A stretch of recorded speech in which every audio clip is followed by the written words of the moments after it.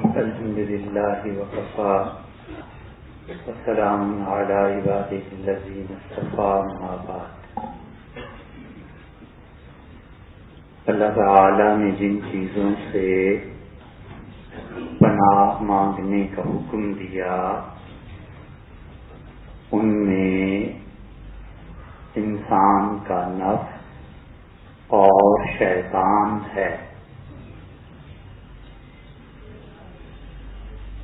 اور جمعہ کے خطبہ میں خطیب یہ جو کہتا ہے کہ نعوذ باللہ من شرور انفسنا، ہم اپنے نفوس کے شر سے اللہ کی پناہ مانگتے ہیں اور برے اعمال کے نتائج سے اللہ کی پناہ مانگتے ہیں، تو اصل مسئلہ یہ ہے کہ انسان ہر وقت امتحان میں ہے۔ خوشیاں ہیں تو بھی امتحان ہے، غم اور دکھ ہے تو بھی امتحان ہے، اور اللہ خوشی میں اپنے بندے کا یہ امتحان لیتا ہے کہ بندہ خوشی میں کیا کرتا ہے اور غم میں بھی ایسے ہی ہے۔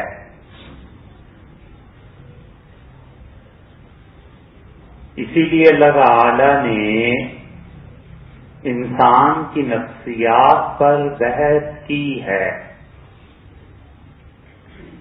اور کئی جگہ انسان ہی کو قرآن کریم میں موضوع بنایا ہے، بلکہ زیادہ مناسب الفاظ یہ ہیں کہ خود انسان ہی قرآن کا موضوع ہے۔ اللہ تعالیٰ فرماتے ہیں کہ خلق الانسان علوا، اور انسان بہت تھوڑے دل کا پیدا کیا گیا ہے، جلد بازی، بے قراری، سیماب پن اس کی فطرت میں ہے، اور بہت اچھا ترجمہ اس کا شاہ عبد القادر صاحب رحمۃ اللہ علیہ نے کیا ہے کہ انسان تھوڑ دلا ہے۔ اذا مسہ الشر جزوعا، جب حالات سخت ہوتے ہیں تو شور، چیخ و پکار شروع کر دیتا ہے۔ وَإِذَا مَسَّهُ الْخَيْرُ، اور جب حالات اچھے ہوتے ہیں، منوعا، تو ان اچھائیوں کو اپنے تک محدود رکھتا ہے، اس اچھائی کو اور فیض کو آگے نہیں پھیلاتا۔ الا المصلین، ہاں مگر وہ جو لوگ نماز پڑھتے ہیں ان کا ظرف اتنا وسیع ہو جاتا ہے کہ جب مصیبت اور تکلیف کے دن آ جائیں تو اللہ سے دعا اور آہوزاری میں لگ جاتے ہیں، اور جب پریشانی اور مصیبت کے دن ٹل جائیں اور راحت اور خوشی کے دن آئیں تو اللہ کے شکر میں لگ جاتے ہیں۔ الا المصلین، فرمایا سوائے ان کے جو نماز پڑھتے ہیں۔ اور اسی وجہ سے دوسری جگہ فرمایا کہ اس انسان کو دیکھو، خلق الانسان ضعیفا، یہ بڑا کمزور پیدا کیا گیا ہے۔ تیسری جگہ فرمایا کہ ان ربک لبالمرصاد، اور تمہارا پروردگار تمہاری گھات میں ہے۔ گھات اردو زبان میں اور مرصاد عربی زبان میں، یہ بات وہ لوگ سمجھ سکتے ہیں جو شکار کرتے ہیں زندگی میں، کہ شکاری آدمی گھات لگا کے بیٹھا ہوا ہوتا ہے اور انگلی بالکل بندوق کے لبلبے پہ ہوتی ہے کہ کس وقت جانور نکلے اور میں ٹریگر کو اسٹک کر سکوں، ایک لمحہ کے لیے غافل نہیں ہوتا۔ تمہارا پروردگار کس طرح تمہارے پیچھے لگا ہوا ہے، ایک ایک چیز، ایک ایک حرکت دیکھ رہا ہے۔ اس لیے کافر پہ جب خدا کا انعام ہوتا ہے، اللہ نے سورہ ہود میں کفار کے تذکرے میں یہ فرمایا کہ جب وہ میری طرف نہیں آئے تو میں نے ان پر بہت انعامات کیے۔ اسی لیے قرطبی اس کی تفسیر میں لکھتے ہیں کہ منعم علیہم، جن پر خدا انعام کرتا ہے وہ کبھی کبھی کافر بھی ہوتے ہیں۔ اس لیے خدا نے اپنے انعامات کا ذکر کیا کہ ہم نے کافروں کو یہ دیا، یہ دیا، یہ دیا، شاید کہ وہ یہ ان دنوں کو یاد کریں کہ کس پروردگار نے اتنی مہربانی کی، لیکن اس کے باوجود وہ آئے نہیں۔ اسی لیے اللہ تعالیٰ فرماتے ہیں کہ جن لوگوں کو ہم بیٹے دے دیتے ہیں اور جن لوگوں کو ہم دولت دے دیتے ہیں، نسارع لهم فی الخیرات، وہ کیا سمجھتے ہیں ہم ان کے ساتھ کوئی اچھائی کا سلوک کر رہے ہیں؟ کلا، ہرگز اچھائی کا سلوک نہیں کر رہے، ہم پکڑ لیں گے جب حساب لیں گے۔ اس لیے جو لوگ یہ سمجھتے ہیں کہ انہوں نے اپنا وقت بچا لیا، دین سے اپنا مال بچا لیا، پیسے کیوں خرچ کریں، یہ ہو گیا، یہ ہو گیا، تو بات در حقیقت یہ نہیں ہوا کرتی۔ ہمیشہ کبھی کبھی بات الٹی پڑ جاتی ہے۔ جب غزوہ تبوک ہوا تو لوگوں نے حضور اقدس صلی اللہ علیہ وسلم کے سامنے آ کے اپنے عذر بیان کیے کہ اللہ کے رسول میں نہیں جا سکتا جہاد میں، وجہ اس کی یہ ہے کہ میں ایسے ایسے مصروف ہوں، یہ ہے یہ ہے۔ ایک اتنا نالائق منافق تھا کہ قرآن کہتا ہے وہ آیا اور اس نے کہا کہ اللہ کے رسول مجھے آپ مصیبت میں نہ ڈالیں، آزمائش میں نہ ڈالیں۔ حضور صلی اللہ علیہ وسلم نے کیا آزمائش کے اندر میں اتنا خوبصورت ہوں کہ اگر عیسائیوں کی لڑکیاں مجھے دیکھیں گی تو پاگل ہو جائیں گی اور میں کسی گناہ میں پڑ جاؤں گا، مجھے نہ لے کے جائیں، میں اپنی خوبصورتی کی وجہ سے مدینہ منورہ میں ہی رہنا چاہتا ہوں۔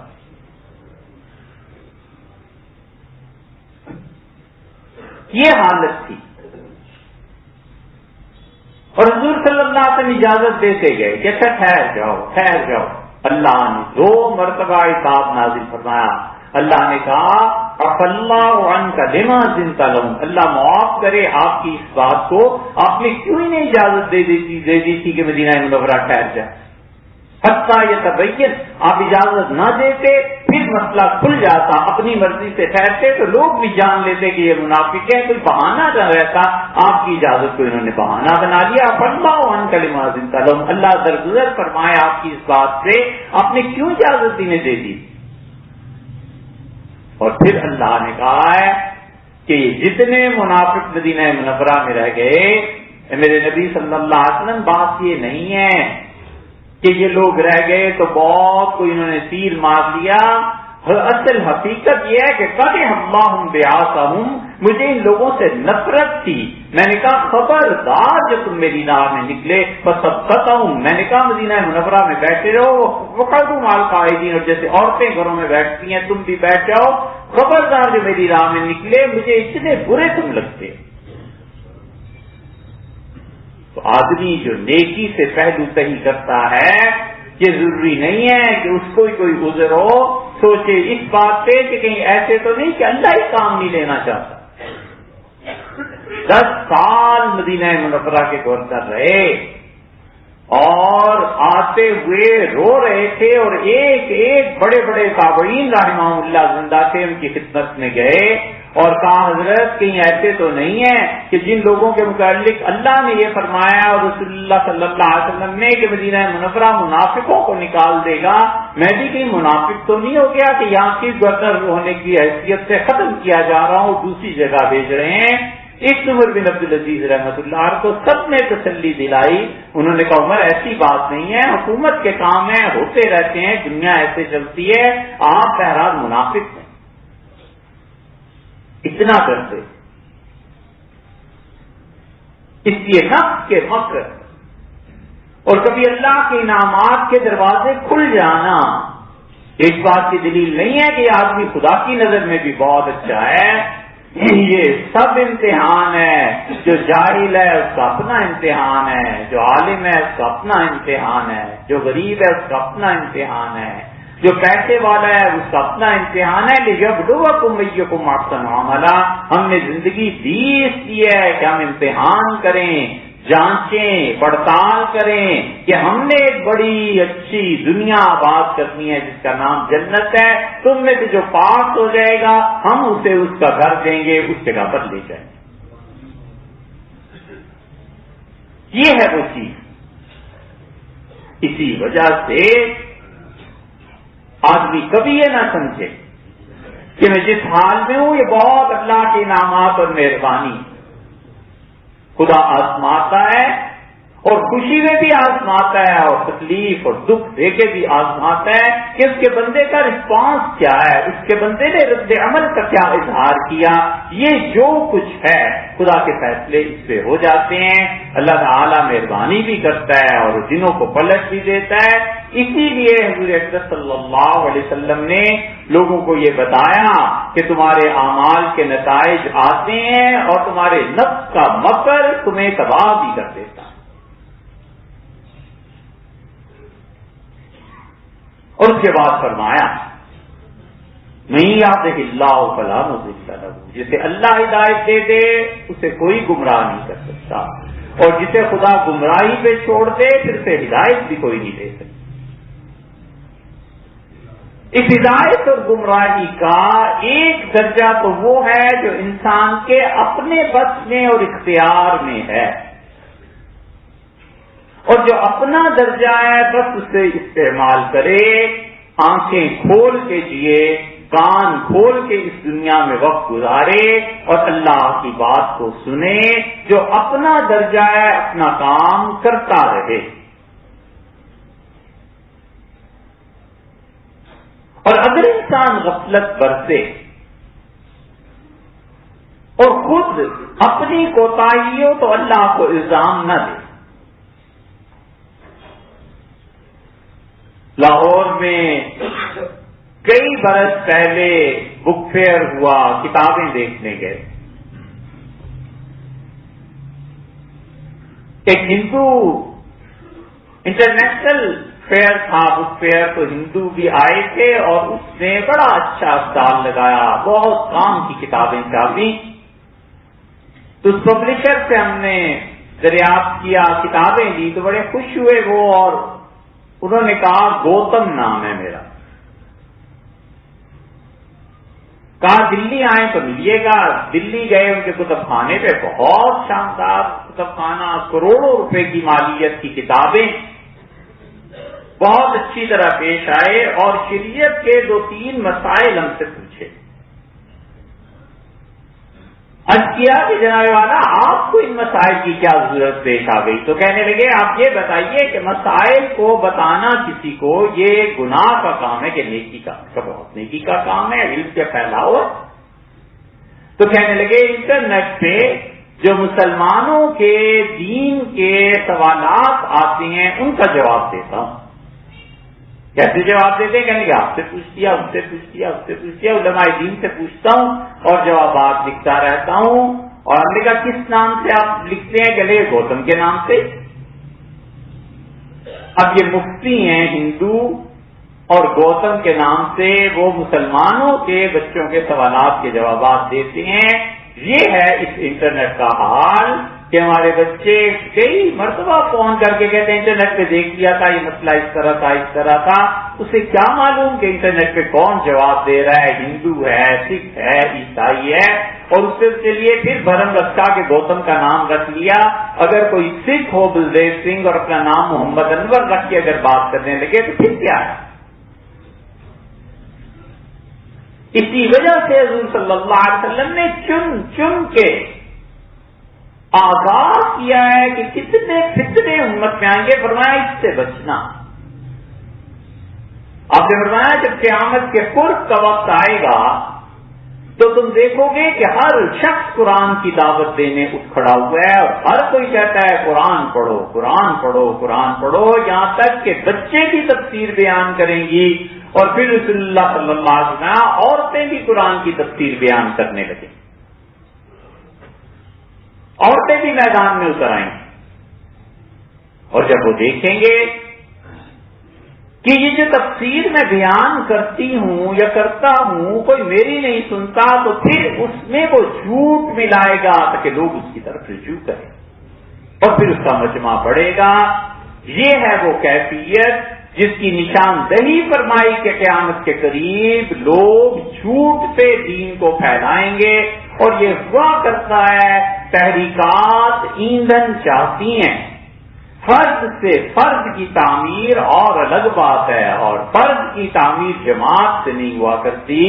وہ ہوتا یہ ہے کہ جماعتیں جب پھیلتی ہیں، وہ سیاسی جماعت ہو، مذہبی ہو، معاشرتی رنگ ہو، اصلاح ہو لوگوں کی، کوئی بھی یہ جو این جی اوز کام کرتی ہیں، یہ سب کے سب جب پھیل جاتی ہیں تو اس کو ایندھن چاہیے ہوتا ہے کہ نئی سے نئی بات لوگوں کو بتا کر کھینچا جائے، ملایا جائے، اور نئی باتیں ہوتی ہیں لیکن یہ پڑھتے نہیں ہیں۔ جب تعلیم نہیں ہوتی، مطالعہ نہیں ہوتا، تو نئی سے نئی بات آ کر کہاں تک سے آئے؟ نتیجہ یہ کہ جھوٹ بولنے لگتے ہیں، ایک جھوٹ، دوسرا جھوٹ، تیسرا جھوٹ، اور سب سے زیادہ نقصان یہ ہوتا ہے کہ لوگ جب ان احادیث کو سنتے ہیں، محققین سے جا کے پوچھتے ہیں، وہ کہتے ہیں یار یہ جھوٹ ہے، حدیث میں کہیں نہیں آیا، تو ان لوگوں کا اعتماد حدیث سے اٹھ جاتا ہے، اور نتیجہ یہ کہ کفر تک پہنچ جاتا ہے، بنیاد بن جاتی ہے قلت مطالعہ، قلت علم۔ اسی لیے تو حضور صلی اللہ علیہ وسلم عورتیں بھی بیٹھ کے درس قرآن دینے لگیں گی، اور بچے بھی۔ یہ نہیں ہے کہ عورتیں تعلیم حاصل نہ کریں، بچے تعلیم حاصل نہ کریں، مسئلہ صرف اتنا سا ہے کہ جس میدان میں قدم رکھا ہے اس میدان کے لوازمات پورے کرنے چاہیے۔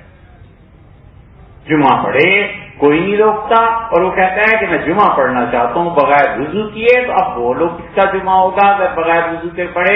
وہ کہ کپڑے پاک ہیں یا نہ پاک، میں جمعہ پڑھنا چاہتا ہوں، تو صاف پڑھتے رہیے ساری عمر جمعہ، ایسا اللہ کے ہاں پہنچ کے بس یہی کافی ہے کہ سزا نہ ملے کہ نالائق وہ چیزیں پوری نہیں کی۔ بالکل ٹھیک، یہی علم کا میدان ہوتا ہے۔ حضور اکرم صلی اللہ علیہ وسلم جب قیامت قریب آئے گی تو قرآن کی دعوت عام ہو جائے گی، اور پھر تم دیکھو گے کہ بچے اور عورتیں بھی قرآن کھول کے بیٹھ جائیں گے، اور پھر کہیں گے کوئی ہماری طرف نہیں آتا، لہذا بڑھ چڑھ کے باتیں کرو۔ اور اسی لیے رسول اللہ صلی اللہ علیہ وسلم گمراہی کے مواقع کو بتاتے رہتے تھے کہ یہاں سے آ سکتی ہے، یہاں سے آ سکتی ہے، یہاں سے آ سکتی ہے۔ حضور حذیفہ رضی اللہ عنہ کہتے ہیں ہر کوئی حضور صلی اللہ علیہ وسلم سے خیر کی باتیں پوچھتا تھا، میں عرض کرتا تھا اللہ کے رسول شر کی بات بتا دیں تاکہ میں اپنے آپ کو محفوظ رکھوں، اور پھر رسول اللہ صلی اللہ علیہ وسلم نے شر کی باتیں بتائیں۔ آپ نے فرمایا یہ ہو جائے گا، یہ ہو جائے گا، یہ ہو جائے گا، اور فرمایا دیکھو لوگ مجھ پہ جھوٹ بولنے لگیں گے، من کذب علی متعمدا، اور جان بوجھ کر جو جھوٹ بولے گا جہنم اس کا ٹھکانہ۔ اس لیے ہدایت، اس کے مواقع، اور جو لوگ اس کے لیے کام کرتے ہیں، یہ انسان کے اپنے بس کی تو بات ہے کہ آدمی اس کو جانچ سکے، اور بہترین طریقہ وہ ہے جو حضور صلی اللہ علیہ وسلم نے خود ارشاد فرمایا۔ حضرت رسالت پناہ صلی اللہ علیہ وسلم تہجد کی نماز پڑھتے تھے اور اللہ سے دعا مانگتے تھے۔ ضروری نہیں ہے کہ یہ دعا عربی ہی کے الفاظ میں مانگی جائے۔ تہجد کے بعد اللہ تعالیٰ کی بارگاہ میں عرض کرتے تھے کہ اے وہ رب جو جبریل امین کا پروردگار ہے، میکائیل کا پروردگار ہے، اسرافیل کا پروردگار ہے، اسرائیل کا نام نہیں دیا اس لیے کہ یہ تینوں فرشتے زندگی سے اور خوشیوں سے وابستہ ہیں، اسرائیل علیہ السلام موت سے وابستہ ہیں، اس لیے ان کا نام نہیں دیا۔ ان تینوں فرشتوں کا نام دے کے قائم کے پروردگار، اے رب لوگوں میں جس چیز میں اختلاف ہے اللہ مجھے ہدایت کی راہ پہ رکھ، اہدنی لمختلف، اللہ جس چیز میں لوگوں کا اختلاف ہو گیا ہے اے رب مجھے ہدایت پہ رکھ، اور انک تہدی من تشاء الی صراط مستقیم، اور اللہ جس کو تو چاہے ہدایت کی راہ پہ رکھتا ہے۔ اور دوسرا پہلو وہ ہے جو ایسا پہلو ہے جسے سن کے صحابہ کرام رضی اللہ عنہ کی نیندیں اڑ گئی تھیں اور وفات کے وقت بھی روتے تھے کہ پتہ نہیں کیا ہوگا. اور دوسرا پہلو یہ ہے جو ترمذی کی روایت میں آیا ہے، حضور صلی اللہ علیہ وسلم 2 کتابیں لے کے آئے اور اتنا چہرہ مبارک سرخ تھا کہ اس سے پہلے اتنی سرخی دیکھی نہیں گئی. اور آپ نے کہا لوگوں یہ میرے دائیں ہاتھ میں کتاب ہے اور اللہ کے فرشتے لائے ہیں، اور اللہ نے کہا کہ ایک ایک آدمی کا نام اس کے باپ کے نام سمیت اس کتاب میں لکھ دیا گیا ہے، اور ٹوٹل لگا کے کہ کتنے ارب کروڑ جتنے بھی لوگ ہیں سب کا نام لکھ دیا گیا ہے. اور میرے الٹے ہاتھ میں جو کتاب ہے یہ سب جہنمیوں کے نام لکھ دیے گئے ہیں. اور اللہ نے کہا لا ابالی، مجھے کوئی پرواہ نہیں ہے کہ کون جہنم میں گیا اور کون جنت میں. تو رہا حضور صلی اللہ علیہ وسلم اٹھا کے پھینک دیا دونوں کتابوں کو، اور شدید گھبراہٹ تھی اس بات پہ، صحابہ رضی اللہ عنہ ڈر گئے. اور اسی وجہ سے آتا ہے حضور صلی اللہ علیہ وسلم، اللہ نے مخلوق کو پیدا کیا اور ان پہ اپنا نور ڈالا، اور اللہ نے کہا یہ وہ میری مخلوق ہے جسے میں ہدایت دوں گا اور یہ جنت میں جائیں گے. اور ایک مخلوق کو پیدا کیا اور اس پہ تاریکی ڈال دی، ظلمت ڈال دی، اندھیرے ڈال دیے، اور نہ یہ سب وہ ہیں جو جہنم میں جائیں گے. لا ابالی، مجھے کوئی پرواہ نہیں ہے کون جنت میں ہے اور کون جہنم میں. صحابہ رضی اللہ عنہ وفات میں بھی روتے تھے، اس حدیث کو پڑھتے تھے اور کہتے تھے پتہ نہیں نور پڑا تھا کہ نہیں پڑا. اسی لیے اللہ کہتا ہے یدعوننا رغبا ورہبا، ہمارے بندے کو وہ ہیں جو ڈر کے بھی رو دیتے ہیں ہمارے سامنے، اور ہمارے بندے وہ ہیں جو ہم سے اچھی امید لگا کے بیٹھے ہوئے ہیں کہ ہم ان کے ساتھ خیر کریں گے. یہ وہ چیز ہے جو تقدیر ہے. دم نہیں مار سکتا انسان اس تقدیر کے سامنے. اللہ کی قدرت غالب رہتی ہے، اللہ کی تدبیر غالب رہتی ہے. اس لیے ہم جس چیز کے پابند ہیں وہ اتنا ہے کہ عالم اسباب میں دعا مانگتے رہیں کہ اللہ جتنے بھی اختلافات ہیں لوگوں کے ہمیں سیدھی راہ پہ رکھ، اور ہم پابند ہیں اس بات کے کہ اپنی سی جستجو کرتے رہیں. باقی اصل ہدایت اللہ کے قبضے.